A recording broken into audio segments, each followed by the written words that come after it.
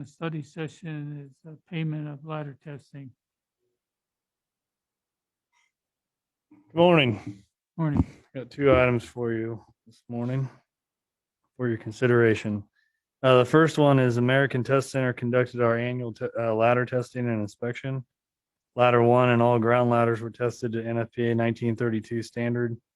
So hopefully, if you guys approve that, we can bring that next week for $1,246. That is a budgeted item. Be here next week. The next item I have for you is the fire department received a grant in December of 2020 for $1,000 from Williams, if you remember. Utilizing towards an accountability system, the fire department's required by OSHA 29 CFR 1910 to maintain 2 in, 2 out accountability during incidents that are immediately dangerous to life and health. NFPA 1561 also indicates industry standard is to maintain personal accountability system. And that's readily identifies both the location and function of all members operating on our incidents. Our system that was purchased in the 1990s has become antiquated and dilapidated over the years. We've lost a lot of our boards and stuff has fallen apart. So we're requesting to replace and update the system utilizing the grant funds in the budget. We've done trials on electronic versions and scanners as well as other analog accountability systems. This system from American Trademark Company was determined to be the best fit for the city of McPherson Fire Department. Most of the electronic systems were $10,000 plus, and they required additional components. So we didn't want to venture that way when this one's been working for us. So we just wanted to update this one and bring it up to the current standards and replace the stuff that we needed to get replaced that's been dilapidated and fallen apart. Okay, you'll use the $1,000 Williams grant. Do you have any other grant?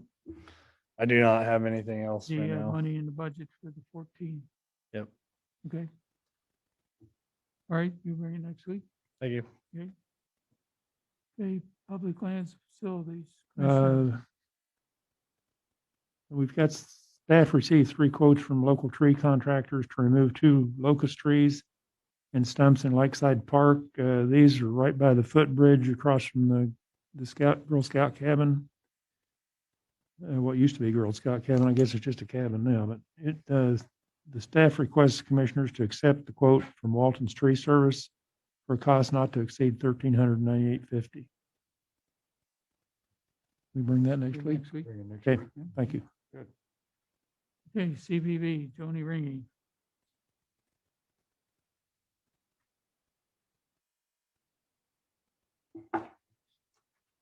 Good morning. First of all, I would like to thank the street department for taking down and putting up the Central Christian College mural. So that has been completed, and so they sent me the cost, only the material cost, and that cost is $1,474.59. They spent numerous hours working on that. Thank you, Jeff, for you and your staff. So I'd like to reimburse the street department the $1,474.59.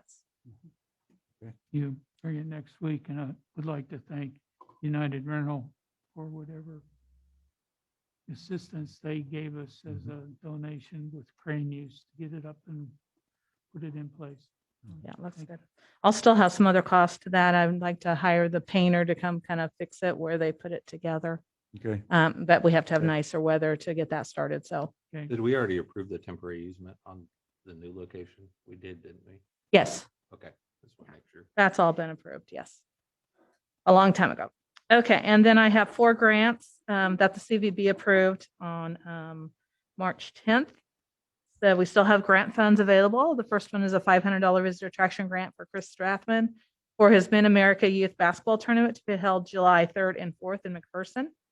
The second is a $500 visitor attraction grant for United Way of McPherson County for the United Way Triathlon to be held July 31st, 2021 in McPherson. Third is a $300 visitor attraction grant for the McPherson City FC for the 18th annual McPherson City FC 3 versus 3 tournament to be held June 5th, 2021 in McPherson. And lastly, a $2,500 visitor attraction grant for the Concerts for a Cause series that will be held June, July, and August 2021 in McPherson. okay, you can bring them next week, and like to ask if we have the availability before we do the 2022 budget to grant $10,000 to be earmarked for the 150th anniversary of McPherson. And this will be the seed money if there are any 2021 expenses. And then we will talk in our budget about what other monies we need to do for the 2022 budget. Okay. Okay? Okay. Yeah, so if you could add that to these four for next week. The $10,000. So we'll be over then because we have only $4,700 left after these. I four. know, but you have other money, Okay. right? That is going to come out of the grant fund money. Yeah. Correct. Yep.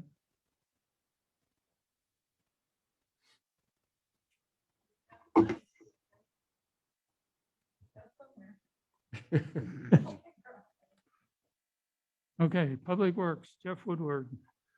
We received an invoice from Esri for our GIS software maintenance for 2021. The cost is $2,400 per year. Engineering will pay $1,000, planning and development, police and fire, all $400 each, as they have in the past, and the cemetery added a license for $200. They've all agreed to participate. Bring it next week. Next, out of the street department, the south side of the intersection of Halson Myers is broken up in Ponds Water. We put together an estimate for replacement in the amount of $6,259.45 for materials only. Okay. And then East Lakeside Drive, Maxwell to Kansas Avenue. McPherson County has tentatively agreed to help the city of McPherson with resurfacing East Lakeside Drive. Public Works staff is suggesting that we overlay with a 2.5-inch overlay. The street department crew will patch the existing roadway prior to the overlay. We put together an estimate in the amount of $175,547. We had talked about this some last year. We talked about using CIP funds. If that's what the commission decides to do, we just need to get it added to our cash flow. You wanna speak to it?